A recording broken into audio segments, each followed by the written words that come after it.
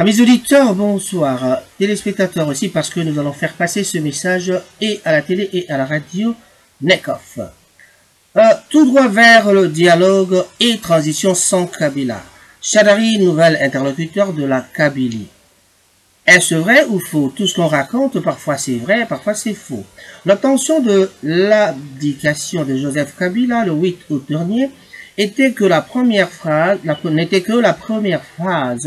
du plan isolement et destruction du secrétaire d'État américain Mike Pompeo, avec toujours à la table l'opinion militaire dont le tic-tac n'est plus l'ami privilégié de M. Joseph Kabila. Alors, il avait bien préparé sa représentation le 8 août dernier. Joseph Kabila était sous menace d'une frappe si jamais il se représentait ou s'il ne choisissait pas le dauphin avant la clôture du dépôt des candidatures avant 16 heures comme institué à la CENI. Que le peuple congolais se détrompe plutôt de croire que M. Joseph Kabila a volontairement appliqué, le monsieur ne comprend que la force et c'est effectivement cette force qui va accompagner le processus de résolution de la crise en RDC jusqu'à la passation de pouvoir, pas aux élections, bien sûr, parce que il y en aura pas. Mais un dialogue peut-être qui sera convoqué début septembre pour aller à la transition sans M. Joseph Kabila. Voilà, encore une fois, il n'y aura pas des élections en 2018. Même la communauté internationale n'en veut pas pour l'instant. En réalité, s'ils exigeaient les élections, donc c'était dans l'unique but d'obtenir l'abdication juridique de M. Joseph Kabila, conformément à la Constitution, à son article 220, afin d'avoir une facilité de l'écarter pacifiquement, bien avant le processus du vrai dialogue, pas celui des concertations nationales, mais celui, donc, pas celui de concertation nationale, bien sûr, mais celui de la cité de l'OUA avec Kodjo, ou pire, celui de la Cinco, dans lequel M. Joseph Kabila et tous l'ont accompagné à ces faux dialogues, l'ont maintenu comme président de la République, mais plutôt conformément à l'accord cadre, bien sûr, l'accord cadre d'Addis Abeba, qui est un traité plutôt, dans l'accord d'Addis Abeba qui est un traité international, vu l'article 215 de la Constitution, et l'accord cadre dispose à son point 1 et 5 promouvoir la réforme structurelle des institutions et de l'État ainsi que de l'armée et des services de sécurité de la République démocratique du Congo. La réforme dont parle l'accord cadre est précisément celle du changement d'animateur politique. Ce qui veut dire M. Kabila étant lui-même l'institution président de la République, va être radicalement remplacé par quelqu'un d'autre. Le remplacement de même le gouvernement, de même les cours et les tribunaux, de même l'armée, la police et les services de renseignement, de même, donc la CENI, de même, donc il y a tout un grand changement qui doit s'opérer avant même d'obtenir ce dialogue. Peut-être à partir de ce dialogue, nous aurons ce changement-là. Bon, voilà. Et dans l'accord cadre, le pays signataire de ce traité ont une double mission, celle d'accompagner sa mise en œuvre et aussi en cas de non-application par le concerné de M. Joseph Kabila, bien sûr, le faire appliquer de force par les mêmes pays signataires, raison du choix de l'Angola, de l'Afrique du Sud, du Congo-Brazza et du Rwanda qui sont aussi ces signataires dans l'option militaire pour le forcer à appliquer cet accord cadre parce que dedans, tout est déjà bien planifié pour son départ de lui et toute sa Kabylie. Ce qui est tout à fait difficile, bien sûr, parce que ça c'est un texte vraiment... Est-ce qu'il faut croire à ça? pour l'imbécile. Mais comme Joseph Kabila ne voulait pas l'appliquer, voilà pourquoi la communauté internationale commençait à lui exiger, donc dans ces cas, d'organiser les élections, sachant bien qu'il sera bloqué dans l'article 220 pour ne plus se représenter et à ce moment-là, remettre le compteur à zéro avec le vrai dialogue, celui de l'accord cadre. Voilà. Raison pour laquelle, comme M. Joseph Kabila, grâce à la pression militaire des mêmes pays signataires, ne s'est plus représenté le 8 août dernier. Juridiquement parlant, M. Joseph Kabila est devenu président de fait, c'est-à-dire sans base juridique et facilement déboulonnable, comme c'est fut en Gambie avec Yahya Jammeh, où après la reconnaissance de sa défaite pouvait donc facilement évincer ou pousser à la sortie. Voilà. Vous avez compris le plan de la communauté internationale, raison pour laquelle les USA ont donc directement demandé, juste après son application le 8 août, demandé à la CENI de publier un tout nouveau fichier électoral et recourir donc à une autre méthode de vote ou que la machine à voter. Cela signifie simplement que la communauté internationale ne donne aucun crédit à ce processus électoral, dans lequel annuler le fichier électoral actuel et la machine à voter, où sera les choses encore plus loin, vu que le petit temps qu'il reste. Décembre 2018, si par une nouvelle négociation ou consensus autour de ce fichier et méthode de vote. Donc vous avez compris, hein, chose que même Corneille Nangaa sait très bien que en déclaration clairement que annuler sa machine à voter signifie pas d'élection cette année. Donc, or la communauté internationale ne cherchait pas la communauté internationale ne cherchait pas que les élections que de bloquer Kabila pour enfin relancer son processus du vrai dialogue, celui de l'accord cadre. Élection exatée. Bouboua Kimbongo na bindo. Bouboua Kimbongo na mae. Voilà, même sur l'élection exatée, alors ce qu'ils veulent nous mettre? Ils veulent nous mettre qui? Voilà, c'est ça le problème aussi que le Congolais doit se poser. On dit toujours, n'importe qui on acceptera, sans Kabila c'est mieux. Mais on se posera toujours la question, qui viendra? Voilà. Joseph Kabila c'est aussi que nous allons au dialogue. C'est même la raison pour laquelle il a désigné Emmanuel Shadary. Une fois Kabila bloqué, le 8 août, le processus de dialogue est directement réentamé.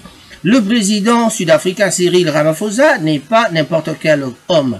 C'est un monsieur qui a beaucoup d'expérience en matière de négociation, bien sûr, donc, et de réconciliation. Il fut donc le bras droit direct de Nelson Mandela. Voilà. Il fut le bras droit direct de Nelson Mandela et son interlocuteur direct, c'est le président de Klerk lors des négociations qui ont mis donc fin à l'apartheid et remis la présidence entre les mains de l'ANC. Cyril Ramaphosa est un très bon négociateur, raison pour laquelle Emmanuel Macron et Mike Pompeo recourent tous à ses services pour négocier avec Kabila sa non-participation, bien sûr, oui, donc négocier avec Kabila sa non-participation, non-participation comme on dit en anglais, à la transition, c'est-à-dire devenu président de fait, affaibli constitutionnellement, ne constitue plus un problème pour la communauté internationale pour le faire déguerpir comme c'est fut avec Yahya Jammeh. Ça, on l'avait déjà dit, mais voilà, donc, vous avez compris, donc,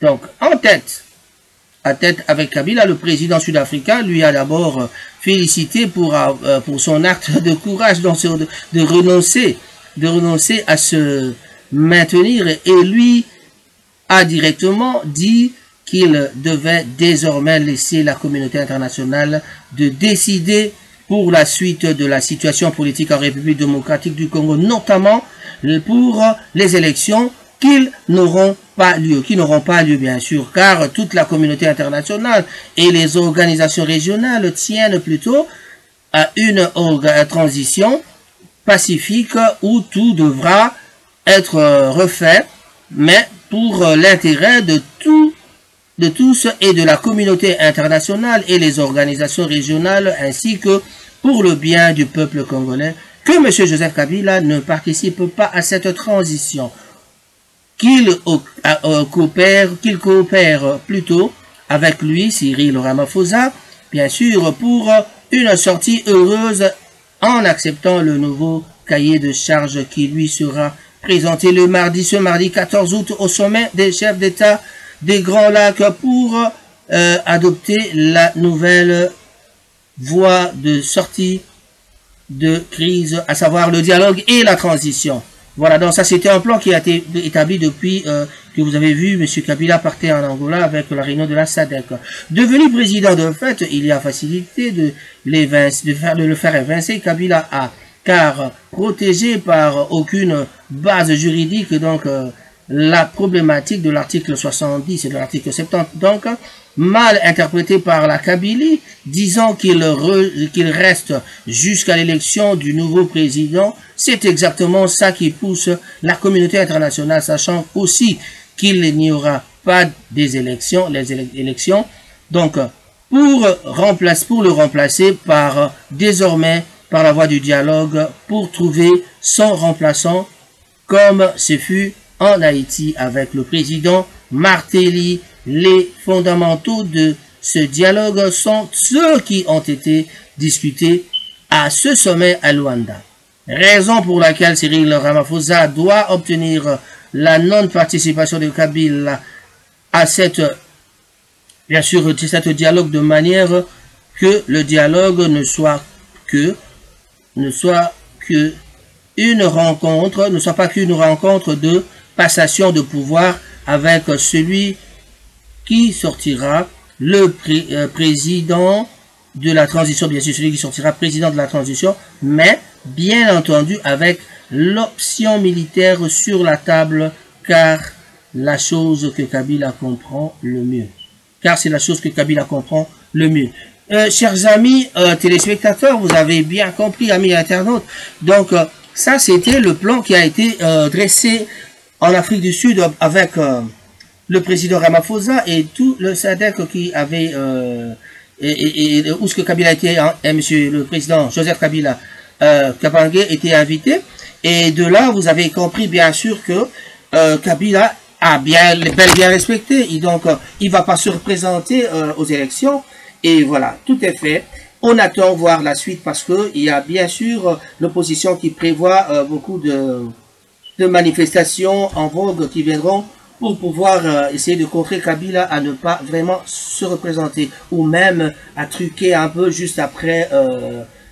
Bien sûr qu'il a pris on a vu un dauphin en la personne de Chadari, Emmanuel, mais nous allons voir ce qui va se passer après. Et les amis de Manchester, les amis du monde entier, vous avez bien suivi Rango Tsassa. C'est un texte que j'ai lu parce que je l'ai trouvé un peu crédible, qui relate un peu ce qui s'est passé en Afrique du Sud, mais on va en discuter. D'ailleurs, à partir de la semaine prochaine, nous aurons chaque fois des analyses politiques, bien sûr, musicales, de toutes les analyses. On fera toutes les analyses parce que j'ai une équipe qui est composée ici avec des amis à Manchester et Londres, Birmingham aussi. Nous allons commencer à discuter de la politique parce que les enjeux politiques aujourd'hui en RDC, c'est d'abord l'élection présidentielle. Ça va se passer comment? Est-ce que ce sera le dialogue? Est-ce que ce sera vraiment... Parce que dans le milieu Kabila, ils disent, vous aviez peur des élections, c'est ça que vous voulez faire des problèmes. Donc, on va voir le milieu Kabila, donc la Kabylie, comme on le dit, quoi. Bon, c'est un terme que je ne sais pas d'où ça vient. Donc, la Kabylie est donc tout ce qui représente le pouvoir. Donc le pouvoir a bien dit qu'il y aura élection. Il y aura élection, mais avec la machine à voter. Parce que mais si on commence à analyser ce texte-là que je vais de lire, si on analyse ça, donc on comprend que il y aura peut-être pas des élections parce que les machines à voter sont en route déjà à partir de la Corée. Mais est-ce que faudra-t-il que ces machines arrivent, quand les machines vont arriver peut-être un mois plus tard, les machines vont arriver, mais y aura-t-il moyen de changer le fichier parce qu'il y a aussi la communauté internationale. Chers amis, quand je cite la communauté internationale, je vous dis, moi, Raphaël Ngoma, je n'ai jamais été d'accord avec la communauté internationale. À ce stade-ci, tous les Congolais acceptent la communauté internationale de faire ce qu'ils veulent faire, comme je l'appelle leur bimpanganza, mais j'accepte, et je l'assume comme je le dis, j'accepte, nous acceptons, mais est-ce vraiment ça la bonne voie? Est-ce vraiment ça la bonne voie? C'est-à-dire, la communauté internationale veut nous guider, veut nous donner les voies à suivre. Donc, nous devons suivre ce que eux ils veulent qu'on fasse. Quand je vous disais chaque fois qu'ils ont toujours la même mise sur la RDC, personne ne me croit. Il y a bien des gens qui croient, mais il y a toujours des amis qui discutent et puis on en discutera encore parce que moi, ça c'est encore une preuve que la communauté internationale a quelqu'un dans leur tête. Ils veulent placer un des leurs. Il n'y a pas de problème, qu'il soit congolais, qu'il viendra. On a besoin que le peuple congolais se retrouve. Évidemment, la mafia doit cesser. Nous avons besoin d'un état de droit, ça c'est sûr. Mais avec quels dirigeants? Ces dirigeants-là, même les mêmes là, l'opposition là, regardez comment ils sont divisés, ils vont se poumonner. Voilà, ce qui va se passer, c'est ça. Ils vont se poumonner entre eux, ils vont se bagarrer parce que déjà, il y a... Quand vous écoutez les journalistes, les journalistes de l'opposition, bien sûr, et ceux du pouvoir, quand ils se poumonent, quand ils se disputent avec les noms, il y en a qui ne veulent même pas citer. De l'autre côté, ils ne veulent pas citer Tshisekedi, ils disent que Tshisekedi, c'est rien. Donc, et de l'autre côté, ils disent Chatari, c'est Ndakala, Tchagatchat.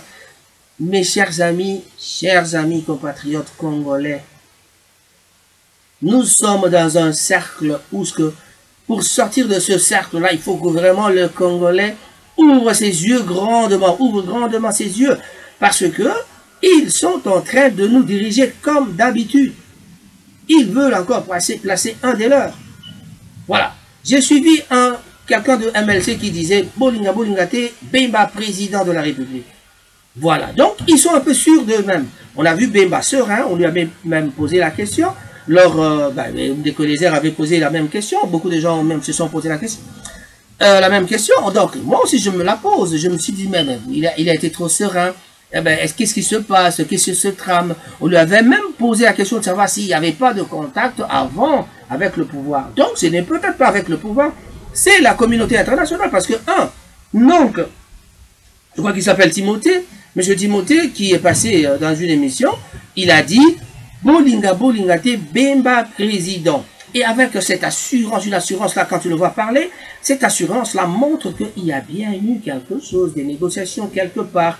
Ou alors la communauté internationale, comme on le disait quand Bemba est sorti de la prison, c'était peut-être un moyen pour faire basculer Kabila, c'est-à-dire on prend Bemba parce que Bemba, c'est lui qui avait basculé. Kabila avait basculé. Bemba était basculé par Kabila lui a fait basculer dans le sens de lui faire sortir du pays, dans le sens de ça. Bemba a fouillé, il est parti, et puis après c'était l'arrestation. Et puis voilà quoi, il a été en prison 10 ans après, maintenant acquitté. Bon, il est condamné pour quelque chose, mais ça c'est peut-être moins. Donc, je crois que quand il est venu, on a bien vu comment les choses sont allées trop vite. Voilà. Et il y a déjà Tshisekedi qui donne son programme, il y a Moïse Katumbi qui est bloqué, on se demande pourquoi. Bon, ça c'est vraiment déplorable. On ne peut pas accepter que quelqu'un soit bloqué, il faut que tout se passe comme il faut. C'est-à-dire, la liberté doit se passer vraiment comme il faut. Mais là, on remarque qu'il y a certaines personnes qui sont bloquées. Chers amis de la radio, chers amis de l'Internet, c'était bien sûr Raphaël Ngoma. Ça, je ne voulais pas parler de tous les candidats. Il y a aussi un candidat qui est passé chez nous ici à Manchester, Martin Fayoulou. Il a des bonnes idées. Bon, on a discuté, il a laissé un mot d'or, il a eu des réunions ici. On sent qu'il y a la volonté dans l'opposition des gens qui veulent vraiment que le pays change.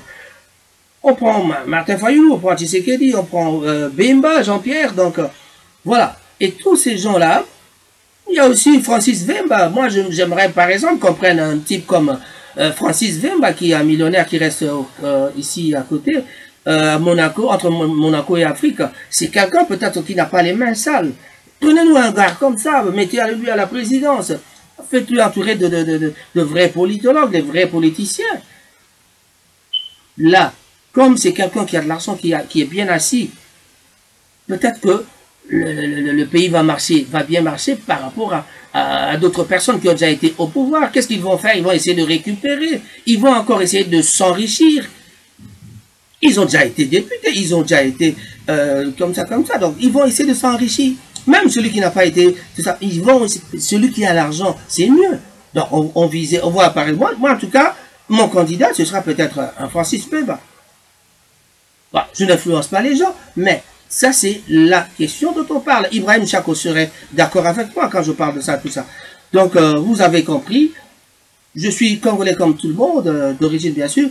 Donc, je donne mon opinion comme je veux, parce que ça commence un peu, ça laisse à désirer. Parce que là, le Congo, on voit bien que la communauté internationale veut toujours nous diriger, veut toujours nous présenter quelqu'un, tout ça, comment faire. On a eu des dialogues, et puis il y aura encore un autre dialogue. Qu'est-ce qui va se passer? Ça va prendre du temps, ça va toujours 1, 2 mois, 3 mois encore. Et nous arriverons à un résultat un jour, bien sûr. On l'espère bien. Amis congolais, ne me tenez pas rigueur, je ne suis qu'un simple analyste, journaliste, un ancien de Skyrock 122. Et là, je travaille en collaboration avec plusieurs personnes. Voilà. On se retrouvera la prochaine fois. Et ce sera pour d'autres informations. Voilà. Et puis, ce sera dans une autre chaîne que je vous montrerai prochainement. Merci bien. Et ce document a été spécialement fait pour mon ami Rafouline.